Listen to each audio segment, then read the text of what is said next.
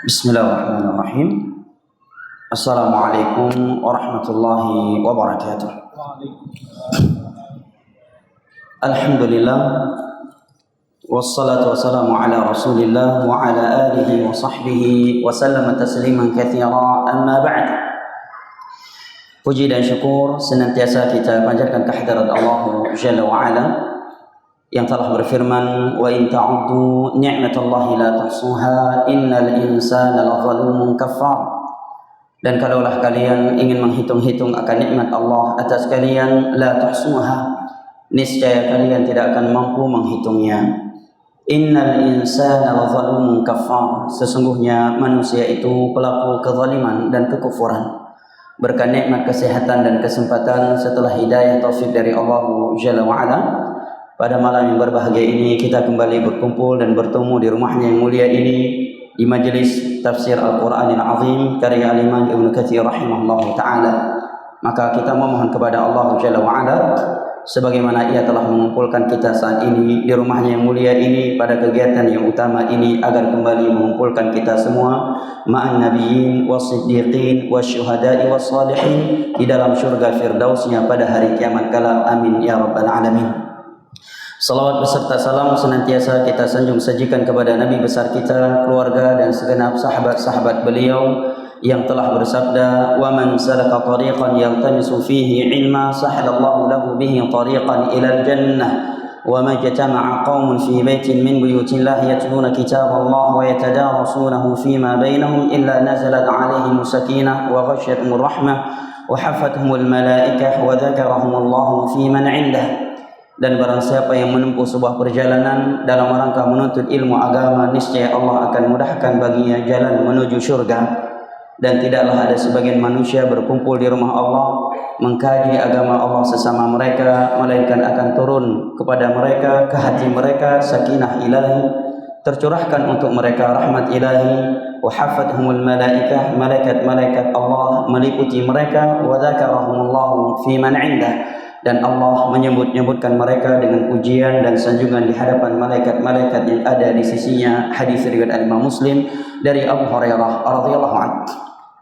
Jamaah yang dimuliakan Allah rahimani wa rahimakumullah, sebagaimana barnamij program kita menjelang bulan Ramadan ini, kita tidak lagi membaca untuk sementara kitab tafsir Al-Quranil Azim, tetapi pada beberapa pertemuan akhir ini karena dekatnya bulan Ramadan, dengan kita akan saling mudzakarah poin-poin atau pembahasan-pembahasan terkait bulan Ramadan. Di pertemuan yang lalu kita telah selesai membahas fikih bulan Sya'ban. Apa saja yang dituntun oleh Rasulullah sallallahu alaihi wasallam sebagai nabi, sebagai rasul, habibuna wa syafi'una wa khaliluna sallallahu alaihi wasallam. Apa saja yang beliau tuntun kepada kita telah kita bahas di pertemuan yang lalu. Juga pada pertemuan yang lalu telah kita bahas penjelasan ulama terkait malam nisfu Sya'ban. Adakah ibadah khusus di nisfu Sya'ban, dan adakah puasa khusus pada hari nisfu Sya'ban, dan adakah anjuran membakar atau membuat makanan khusus di nisfu Sya'ban kemudian membagi-bagikannya. Ini telah kita bahas di pertemuan yang lalu, dan juga telah saya nukilkan di pertemuan yang lalu penjelasan Al-Imam Ibnu Rajab Al-Hambali dari kitabnya Lataiful Ma'arif, asal muasal perayaan malam nisfu Sya'ban atau hari nisfu Sya'ban dari kitab beliau tersebut. Pada malam hari ini kita akan mudzakarah poin-poin penting terkait bulan Ramadan, yang sebenarnya fikih bulan Ramadan ini adalah fikih yang berulang kali setiap tahun. Tidak ada yang baru, tidak ada yang baru setiap tahun. Ini selalu berulang kali dan selalu dibahas oleh setiap guru-guru agama. Hanya saja karena kita manusia, kita anak Adam yang sering kali lupa dan mudah jatuh ke dalam kekeliruan, maka ada baiknya kita saling mengingatkan kembali hal-hal yang seperti ini, terlebih lagi menjelang bulan Ramadan yang sangat agung ini. Di dalam firman-Nya Allah Jalla wa Ala berfirman, wa dzakir fa inna dzikra tanfa'ul mu'minin, dan berilah peringatan karena sesungguhnya peringatan itu amat bermanfaat bagi orang-orang yang beriman. Kata ulama tafsir, makna wa dzakir ay karrir, ulang-ulangilah, tidak hanya sekali. Demikian juga di dalam sebuah hadis Nabi sallallahu alaihi wasallam menyatakan, innal mu'min nassa'. Seorang mukmin itu sering lupa. Oleh karenanya manusia di dalam bahasa Arab disebut dengan al-insan. Manusia dalam bahasa Arab disebut dengan al-insan. Kenapa? Li'annahu mu'arradun lin-nisyan. Karena al-insan itu sering nisyan. Apa itu nisyan? Yaitu lupa. Maka ada baiknya kita saling mengingatkan kembali pembahasan terkait bulan Ramadan. Poin yang pertama yang ingin saya ingatkan dalam pembahasan ini yang saya nukilkan dari kitab Majalis Syahri Ramadan karya Syekh Muhammad bin Shalih Al-Utsaimin dan selain dari kitab beliau, bahwa dapat berjumpa dengan bulan Ramadan adalah sebuah keutamaan yang sangat mulia. Adalah keutamaan yang sangat mulia dan nikmat yang tiada tara dari Allah Jalla wa Ala, serta anugerah yang amat besar yang mesti disyukuri oleh setiap hamba yang telah dianugerahkan oleh Allah Jalla wa Ala kepadanya hal tersebut. Bagaimana tidak? Ia adalah sebuah bulan yang Allah firmankan, syahrul Ramadan alladzi unzila fihi al-Qur'an hudan lin-nas wa bayyinatin minal huda wal furqan. Faman shahida minkum ash-shahra falyasum wa man kana minkum maridan aw 'ala safarin fa'iddatun min ayyamin ukhra. Yuridu Allah bikumul yusra wa la yuridu bikumul 'usra wa litukmilul 'iddata wa litukabbirullaha 'ala ma hadakum wa la'allakum tashkurun. Bulan Ramadan adalah sebuah bulan yang telah diturunkan di dalamnya Al-Qur'an. Para ulama dalam menjelaskan maksud diturunnya Al-Qur'an di bulan Ramadan, yang rajih dari penjelasan para ulama adalah seluruh Al-Quran yang turun dari 3 macam penurunan Al-Quran. Yang pertama yaitu 5 ayat pertama dari surat Al-Alaq yang pertama kali turun kepada Nabi. Itu juga terjadi di bulan Ramadan. Nah, karena Al-Quran yang pertama kali turun kepada Nabi SAW yang dengannya beliau menjadi Nabi, diangkat menjadi Nabi adalah 5 ayat pertama dari surat Al-Alaq. Sebagaimana dalam riwayat Al-Imam Al-Bukhari dari Aisyah radhiyallahu anha, beliau menyatakan wahwa yatahannatsu fi ghari Hira yata'abbad.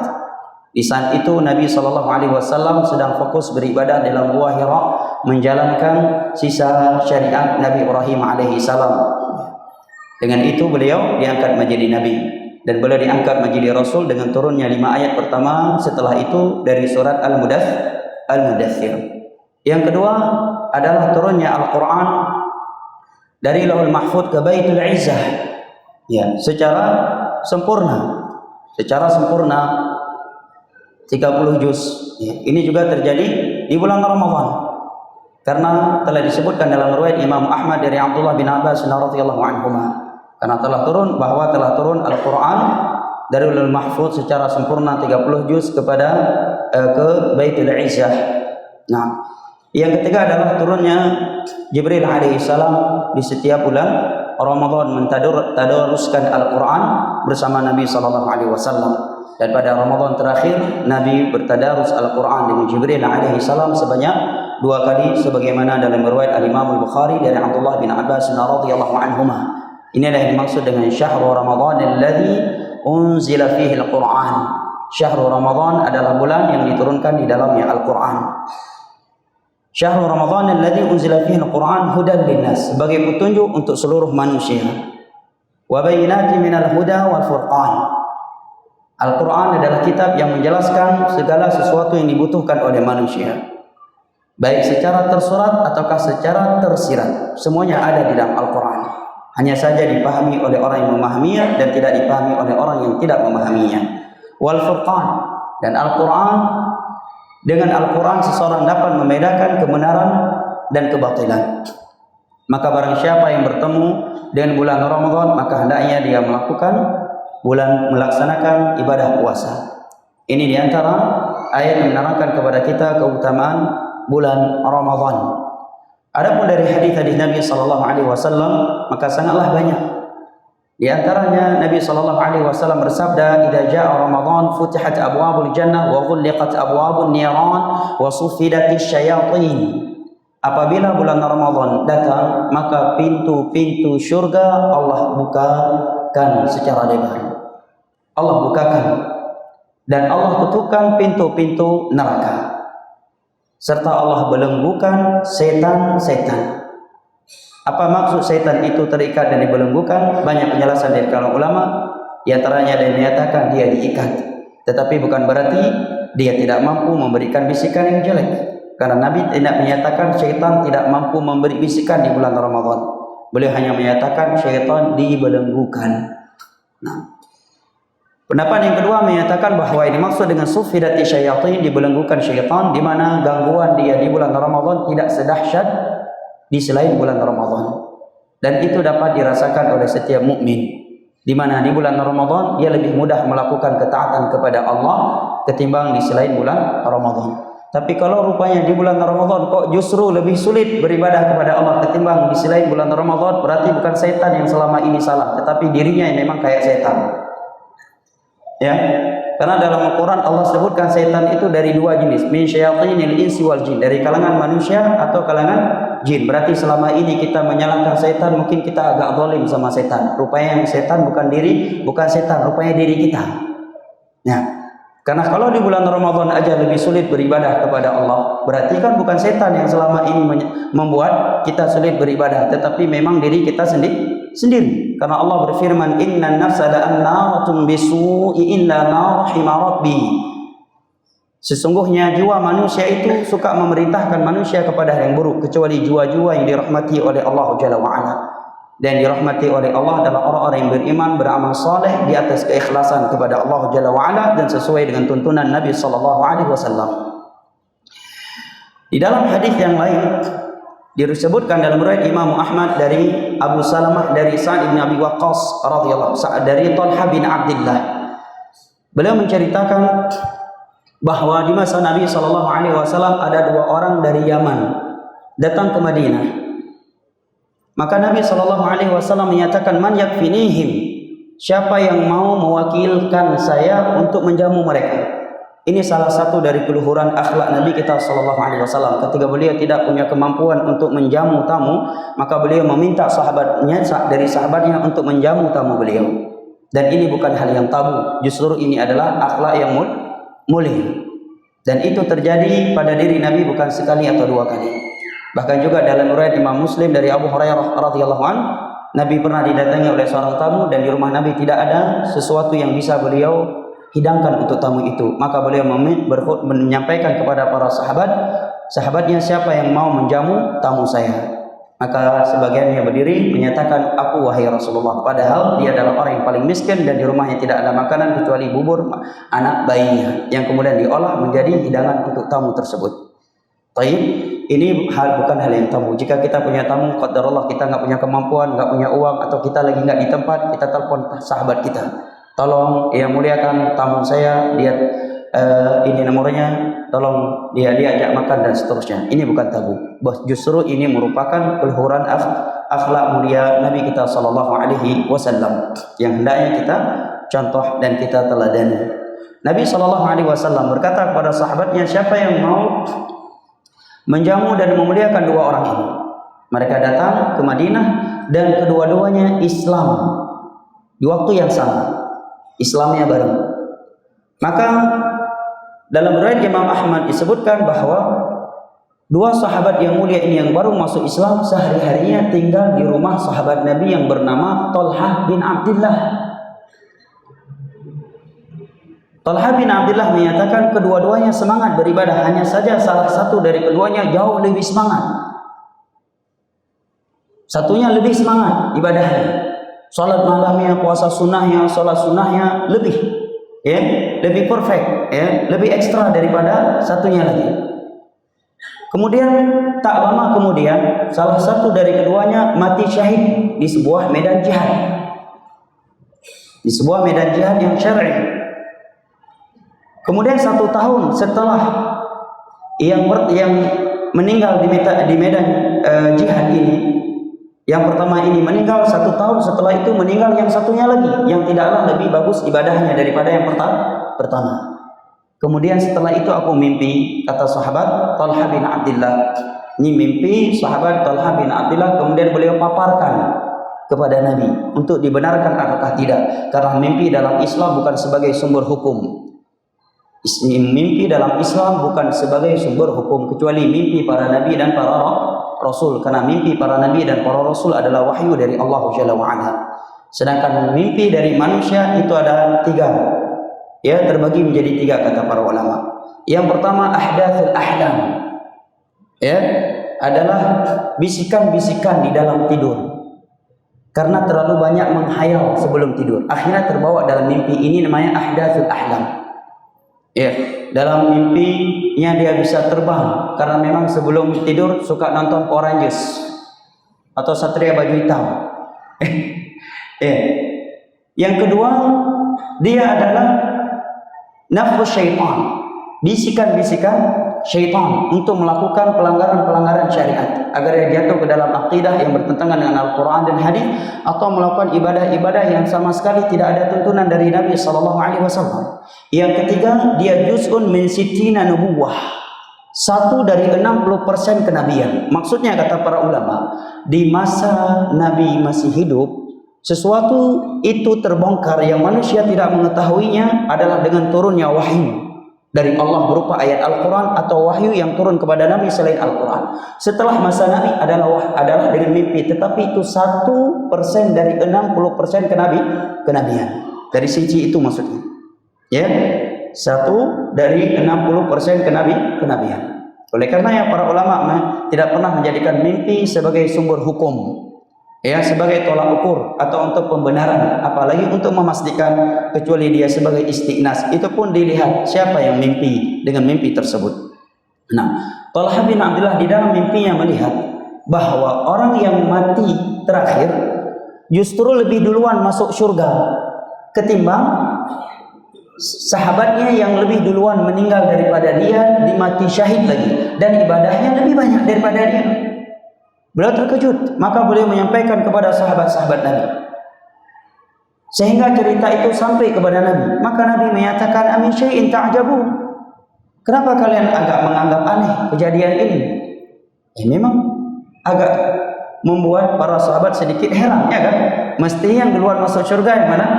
Yang pertama meninggal, kan? Kenapa? Karena dia pertama meninggal mati syahid di medan jihad. Yang kedua, ibadah dia sehari-hari lebih banyak. Ini justru sahabat dia yang meninggal 1 tahun setelahnya, yang ibadahnya tidaklah lebih dahsyat dan matinya pun bukan di medan jihad. Tapi yang kedua ini lebih duluan masuk surga. Kan ini mengherankan. Begitu sampai keheranan para sahabat tersebut kepada Nabi menyatakan, min syai'in ta'jabun, kenapa kalian terlalu heran? Bukankah yang kedua ini hidup 1 tahun setelah sahabat yang mati syahid tadi? Para sahabat pun menjawab, bala. Bukankah dalam 1 tahun itu dia telah melakukan melakukan sholat dengan jumlah yang sangat banyak yang tidak dilakukan oleh sahabatnya yang setelah mati sebelumnya? Para sahabat pun menyatakan, iya. Bukankah sahabat dia yang kedua ini, yang mati 1 tahun setelah sahabatnya mati syahid, dia bertemu dengan bulan Ramadan, dia pun melaksanakan ibadah di bulan Ramadan yang tidak dilakukan oleh sahabatnya sebelumnya?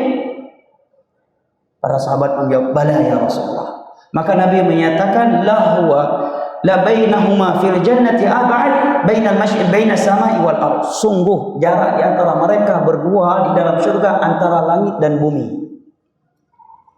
Ini salah satu dari hadis Nabi SAW yang menerangkan keutamaan bertemu dengan bulan Ramadan, ya Pak. Nah, oleh karenanya disebutkan oleh Imam Ibn Rajab dalam kitabnya Lataiful Ma'arij dan sebagian ulama selain beliau, sebagian ulama dulu mereka 6 bulan sebelum Ramadan sudah berdoa, fokus berdoa kepada Allah untuk dipertemukan dengan bulan Ramadan. Dan 6 bulan setelah bulan Ramadan, selama 6 bulan setelah bulan Ramadan, mereka fokus berdoa kepada Allah untuk diterima ibadah mereka yang telah mereka laksanakan di bulan Ramadan, ya. Karena waktu merupakan modal utama seorang hamba masuk surga, ya. Umur yang panjang di atas ketaatan kepada Allah itu amatlah mulia. Seperti dalam hadis ini, rupanya yang hidupnya lebih panjang, yang mati syahid, yang mati duluan di medan jihad dan ibadahnya jauh lebih banyak, tidaklah lebih baik daripada sahabatnya yang kedua tadi, yang 1 tahun meninggal 1 tahun setelahnya dan sehari-harinya ibadahnya tidaklah lebih banyak daripada dia. Hanya saja dia diberikan umur 1 tahun setelah dia. Dalam 1 tahun itu dia melakukan sekian sholat, dan bertemu dengan bulan Ramadan. Sekalipun dia tidak mati di medan jihad, rupanya dia lebih baik, lebih tinggi derajatnya di sisi Allah di dalam surganya ketimbang sahabatnya yang telah mati 1 tahun sebelumnya di medan jihad dan ibadahnya lebih banyak daripada dia. Oleh karenanya di dalam sebuah hadis yang diriwayatkan oleh Al-Imam At-Tirmidzi dan Abu Daud dari sahabat Abdullah bin Busr radhiyallahu anhu, Nabi sallallahu alaihi wasallam bersabda, "Khairun nas man tala umruhu wa hasuna 'amaluhu, wa syarrun nas man tala umruhu wa sa'a 'amaluhu." Manusia yang paling baik di sisi Allah adalah orang yang panjang umurnya dan baik pula amalannya. Sedangkan orang yang paling buruk di sisi Allah adalah orang yang panjang umurnya tetapi buruk pula amalannya, karena memang ada orang tua tapi tua keladi, semakin tua semakin jadi. Badan kabe kuburan, mantang getih pajuh peng harum. Ya. Badan karap berubah, ya, mio gejak, ya, tikara berubah. Kabe kuburan. Kabe kuburan, nafa kabe kuburan. Mantang hawa jabatan. Ya, mantang hawa peng harum, mantang getih, ya, berzina dan seterusnya. Maka Nabi SAW ingatkan, khairun nas man tala umruhu wa hasuna 'amaluhu, wa syarrun nas man tala umruhu wa sa'a 'amaluhu. Manusia terbaik adalah orang yang panjang umurnya tetapi baik pula amalannya. Dan ya, manusia yang paling buruk di sisi Allah adalah orang yang panjang umurnya tetapi buruk pula amalannya. Di dalam sebuah hadis Nabi menyebutkan umur 40 itu sudah cukup panjang dan sudah cukup uzur yang Allah berikan kepadanya. Sebagaimana dalam riwayat Al-Imam Al-Bukhari. Bahkan sebagian ulama ada yang menyatakan umur 20 tahun itu sudah cukup panjang. Kesempatan yang sudah sangat panjang yang diberikan oleh Allah kepada seorang hamba yang tidak layak dia bermaksiat kepada Allah setelah umur itu. Ya, ini dapat dilihat pada firman Allah Jalla, pada tafsir ulama pada firman Allah Jalla wa Ala di dalam surat Al-Hadid ayat ke-16.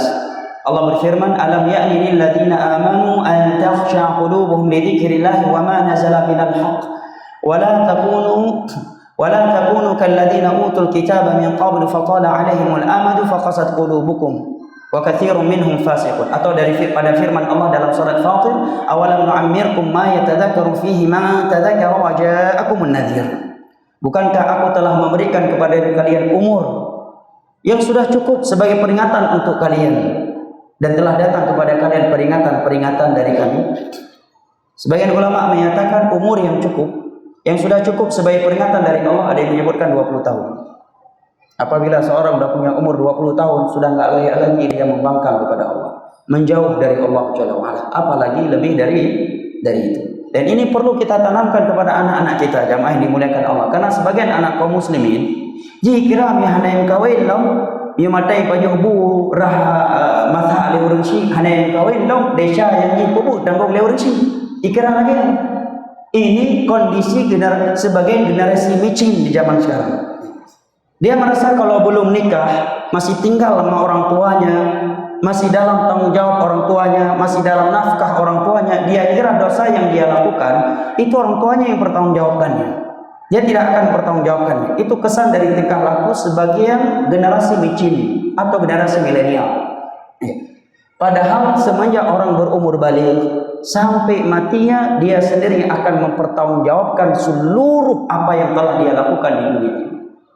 Semua yang hidup di dunia ini akan mempertanggungjawabkan seluruh perbuatan yang ia lakukan, baik maupun jelek. Dari semenjak dia berumur balik, seluruh dosa dia sudah berlaku. Dosa yang kita lakukan dari semenjak berumur balik itu sudah berlaku. Umur balik adalah apabila dia sudah genap umur 15 tahun dengan hitungan hijri, atau mohon maaf dengan tumbuhnya rambut di sekitar kemaluan. Yang ketiga dengan mimpi basah.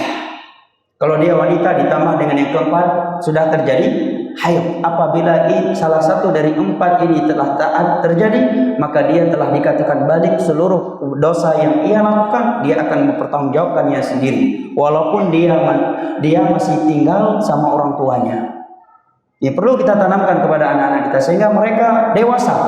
Ya, jangan bertingkah seakan-akan kalau belum nikah orang tua yang akan mempertanggungjawabkan dosa dan kekurangan yang ia lakukan. Walaupun ya jenggot kau teh ini hentoin lok. Tidak demikian. Nah, jemaah yang dimuliakan Allah, kata sebagian para ulama bahwa umur 20 tahun itu sudah cukup sebagai peringatan dari Allah. Di dalam ayat yang lain, dalam surat Al-Hadid ayat ke-16, Allah berfirman, "Alam ya'ni lil ladzina amanu an takhsha qulubuhum li dzikrillah wa ma nazala minal haqq wa la yakunu kal ladzina utul kitaba min qablu fatala 'alaihimul amadu faqasat qulubuhum wa katsirun minhum fasiqun." Bukankah sudah saatnya bagi orang-orang yang beriman. Ini ayat jamaah yang dimuliakan Allah, apabila kita merenunginya dan mentadaburinya dengan hati yang ikhlas, dengan hati yang cinta kepada Allah, dengan hati yang takut kepada Allah, pasti ini ayat akan menggetarkan hati seorang mukmin. Ini ayat sangat menusuk karena bahasanya, kata para ulama, sangat tajam. Allah akan sebutkan konsekuensi iman. Bukankah sudah saatnya orang-orang yang beriman itu tunduk mengingat Allah dan mengikuti kebenaran yang telah turun kepada mereka dalam Al-Quran dan hadis-hadis Nabi SAW. Dan janganlah mereka hidup kayak Yahudi dan Nasrani. Kan kerudak bahasa nyonanga ni kun badai. Hai kamu dek doanya yo baik lagi Yahudi dengan Nasrani apa? Mah harus dapat apa tilok. Nyonanga ni tebik su lagi kan cukup pengeh dah. Lagi tebik su kena baik dah kun kan mungkin yo tengku gitu me ceramah lagi kan. Dan kan ayat yang nak bahasa tu mungkin getubit dari masjid kagak dah tilok. Nyo kan? Tapi kalinya nyan ayat Al-Quran hanapat bantah. Hanapat dapat bengeh rod. Firman Allah Subhanahu wa taala. Kita tidak bisa bersikap sensitif. Kita enggak boleh tersinggung, enggak boleh marah karena yang berbahasa demikian adalah Allah Rabbul Alamin. Allah menyatakan orang yang beriman itu jangan kayak Yahudi dan Nasrani hidupnya. Hang cukup ke bahasa lagi. Memang bahasa ke lagi yang lom ham menggetarkan hati tanya. Bahasa tu lom yo haba Allah dengan haba Rasul ham pengaruh hati tanya. Haba tu lom tadi dengar. Teguran Allah dan Rasulnya tidak bisa menggetarkan hati seorang mukmin. Maka teguran siapa lagi yang bisa bermanfaat untuk dia? Kan cukup ke bahasa orang mukmin be udep lagi udep Yahudi dengan Nasrani. Yang memang bahasa Aceh kan cukup menggetam. Bahasa hantar terus dalam lagi bahasa jemaah yang bahasa Al-Quran jemaah nyokat bahasa Al-Quran mungkin yang bahasa seorang ustaz mungkin ketubi masjid kagak ada tilok ni lagi yang ketubi bahasa dalam ceramah tapi hanapa bantah nyo ayat Al-Quran hanapa dapat bengerod karena memang naurung udep lagi ada orang tingkah lakunya dia mengucapkan dua syahadat. Dia beriman adanya kematian, dia mengimani ada azab kubur, ada nikmat kubur, ada hari kiamat, ada padang mahsyar, ada hisab, ada perintah mengambil catatan amalan, ada mizan. Dia beriman adanya as-sirat, sebuah jembatan yang Allah bentangkan di atas neraka jahanam yang lebih tipis daripada rambut, lebih tajam daripada pedang, dan di atasnya ada duri-duri yang akan menyambar siapa saja yang Allah perintahkan. Adanya qantarah, tempat penegakan qisas kezaliman. Setelah itu adanya al-araf dan adanya syurga serta neraka. Tapi tingkah lakunya sehari-hari seakan-akan dia Yahudi, Nasrani atau tidak beriman apa yang telah kita sebutkan di atas tadi. Tingkah lakunya mengesankan seakan-akan dia bukan orang yang mengimani itu semuanya. Maka di dalam surat Al-Ankabut Allah berfirman, "Afahasibtum annama khalaqnakum 'abatha wa annakum ilaina la turja'un." Wahai umat manusia, apakah kalian mengira bahwa kalian diciptakan di dunia ini hanya untuk hal yang sia-sia? Dan bahwa kalian tidak akan dikembalikan lagi kepada kami. Dan kita yakin sebanyak apapun maksiat yang dilakukan oleh seorang mukmin, sejauh apapun dia dari Allah, tidak ada yang berkeyakinan demikian. Ya kan? Sebejat-bejat seorang Islam, orang Muslim, tidak akan mungkin dia berkeyakinan tidak ada kematian, tidak dikembalikan lagi kepada Allah, bahwa dia diciptakan untuk maksiat. Semuanya berkeyakinan dia diciptakan untuk beribadah kepada Allah. Tetapi ayat ini ada dalam kitab mereka. Ayat ini ada dalam kitab orang Islam, kitab suci kaum muslimin. Allah tegur mereka, jangan sampai kalian yang punya iman, yang mengimani ada kematian, adanya alam kubur, tetapi hidupnya kalian seperti hidupnya orang-orang yang tidak punya iman terhadap masalah itu. Maka cukup kerah bahasa lagi jemaah, kan cukup tajam, cukup pedih bahasa Al-Quran. Maka Allah menyatakan wala yakunu kalladzina utul kitab. Jangan mereka orang-orang yang beriman imudib lagi udib Yahudi dengan Nasrani, yang terjemahan bahasa Aceh. Janganlah mereka seperti Yahudi dan Nasrani, karena ahlul kitab dalam Al-Quran adalah Yahudi dan Nasrani. Janganlah mereka seperti Yahudi dan Nasrani. Subhanallah, cukup tegas ya bahasa Al-Quran. Ya. Kenapa? Ada apa dengan Yahudi dan Nasrani jamaah yang dimuliakan Allah? Kata Allah Jalla wa'ala, fatala alaihimul amadu faqasat qulubuhum. Semakin panjang umur mereka dan semakin banyak kesempatan taubat yang Allah berikan kepada mereka, tetapi semakin keras hati mereka. Mandayo berkurangkah? Teguran dari Allah jamaah. Tsunami terjadi, kita masih selamat. Gempa bumi terjadi, kita sampai sekarang masih selamat. Banjir bandang terjadi, kita masih diberikan kesempatan hidup. Berulang kali pesawat yang kita naiki, secara hitung-hitungan nggak mungkin kita bisa selamat setelah itu. Dah meledak waktu itu. Sampai sekarang kita masih selamat. Berulang kali terjadi insiden lalu lintas, tetapi sampai sekarang kita masih selamat. Apa ini belum cukup jamaah? Harus datang tsunami lagi baru kita taubat kepada Allah. Berapa banyak orang mati sedang duduk, sehat jatuh, duduk mati. Masuk kamar mandi, mati dalam kamar mandi. Buka pintu kamar mandi, jatuh, mati. Ada yang sedang sholat, sujud, mati. Ada yang lebih parah lagi, sedang karaoke, mati. Dalam diskotik, mati. Sedang teken kontrak riba, mati. Sedang teken kontrak PL yang ada suap menyuap, mati. Kan cukup bahaya. Subhanallah jemaah. Makanya Nabi menyatakan akthiru hadimil ladzat, ya'nil maut. Sering-seringlah kalian mengingat akan kematian yang akan memutuskan kalian dari kematian, dari seluruh nikmat yang ada di dunia ini. Jangankan kita jamaah yang dimuliakan Allah, Rasulullah SAW, Nabi yang terakhir, pembuka pintu surga, yang tidak pernah terlena dengan dunia. Bahkan tempat tidurnya ketika beliau bangun meninggalkan bekas di atas punggungnya yang membuat sahabatnya menangis melihat tempat tidur Nabi seperti itu. Apa wasiat Jibril alaihissalam kepada beliau jamaah? Yang mungkin apabila ada kawan kita memberi wasiat seperti itu kepada kita, kita akan sensitif. Mungkin kita akan tersinggung. Apa wasiat malaikat Jibril kepada beliau jamaah? Turun malaikat Jibril secara khusus memberikan wasiat yang sangat agung kepada Nabi kita. Sebagaimana yang diriwayatkan oleh Imam At-Tabarani dari Abu Hurairah radhiyallahu anhu. Malaikat Jibril alaihissalam turun khusus memberikan wasiat khusus. Coba bayangkan, dari malaikat yang paling agung, ya, malaikat Jibril kepada Nabi yang paling mulia, Nabi kita sallallahu alaihi wasallam. Apa wasiatnya jemaah? Kata malaikat Jibril alaihissalam, ya Muhammad, ish ma syi't, fa innaka mayyitun, wa ahbib man syi'ta fa innaka mufariq, wa amal ma syi'ta fa innaka majziyun bih. Wa'lam anna syarafal mu'min qiyamuhu bil lail wa 'izzuhu istighna'uhu 'anil nas. Wahai Muhammad, hiduplah sesukamu karena kamu akan mati. Ia tak bahasakan dalam bahasa Aceh mungkin lebih menyentuhkan.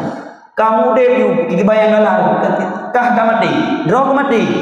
Maka cukup kru bahasa lagi. Kamu deh baju gigi bayang galau. Idrok mati, kibahan galak kamu dek mati lagi.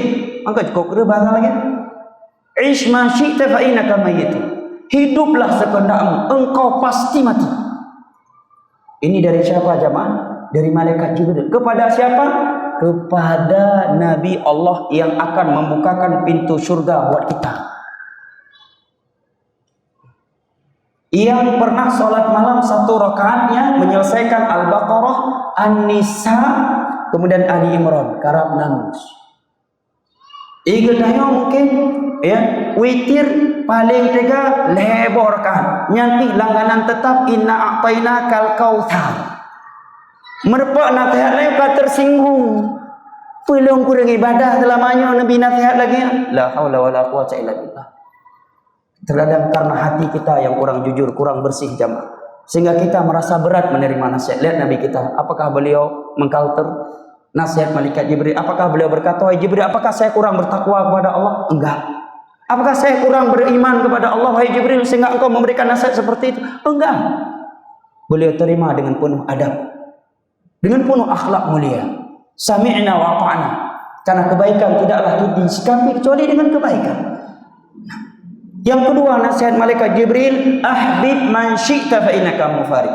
Cintailah apa yang siapa saja yang kamu sukai di dunia ini, karena pasti engkau akan berpisah dengannya. Tiba-tiba mati anak urina. Ya, atau anak tiba-tiba meninggal, istri tiba-tiba meninggal. Siapa yang memprediksi datang tsunami tahun 2004? Siapa yang pernah memprediksi datangnya gempa di Palu? Siapa yang pernah memprediksi meledaknya beberapa pesawat beberapa bulan yang lalu? Tidak ada yang memprediksi. Kamu akan berpisah dengan mereka. Nah, apalagi dengan jabatan. Yang ketiga, wasiat Jibril alaihissalam, wa'mal ma syi'ta fa innaka majziyun bi. Berbuatlah sesukamu karena engkau akan mendapatkan balasan atas perbuatanmu itu. Kan cukup tegas ya, Pak. Mio bahasa katanya urang Aceh, ne puput ye yu pupu yang galak ni doyanyo, singa neraka ron. Maka cukup kereh bahasa lagi. Nah, ini wasiat Jibril alaihissalam kepada Nabi kita jemaah, yang tidak pernah bermaksiat kepada Allah Jalla wa Ala. Itu wasiat Jibril. Dan beliau tidak tersinggung sedikit pun. Beliau menerimanya dengan sami'na wa ata'na. Wasiat yang keempat dari Jibril alaihissalam kepada Nabi kita yang mulia, wa'alam anna syarafal mu'min qiyamuhu bil-lail. Ketahuilah wahai Nabi Muhammad, kemuliaan seorang mukmin di sisi Allah tatkala dia menjaga salat malam. Pada hari Nabi, dalam riwayat Aisyah, enggak pernah meninggalkan salat malam. Tapi masih dapat pesan ini dari Jibril. Bahkan kata Aisyah dalam riwayat Imam Bukhari, kalau Nabi sempat tertinggal salat malam karena sakit atau tertidur, maka beliau shalla biha fil nahar 12 rakaat. Maka beliau akan mengqadha'nya di siang hari dengan 12 rakaat. Karena kebiasaan beliau 11. Orang yang biasanya 3 rakaat di malam hari kemudian tertidur enggak sempat malam, maka di waktu duha boleh dia qadha, tapi jadinya 4. Yang biasanya 5 maka jadinya 6, yang biasanya 7 maka jadinya 8, yang biasanya 9 maka jadinya 10 kalau dia mengqadha di waktu duha. Nah, bahkan disebutkan oleh Abdullah bin Umar dalam riwayat Bukhari, kana yutiru ala ba'iri. Nabi itu terkadang salat witir, salat malam sambil menunggangi kuda dalam safarnya.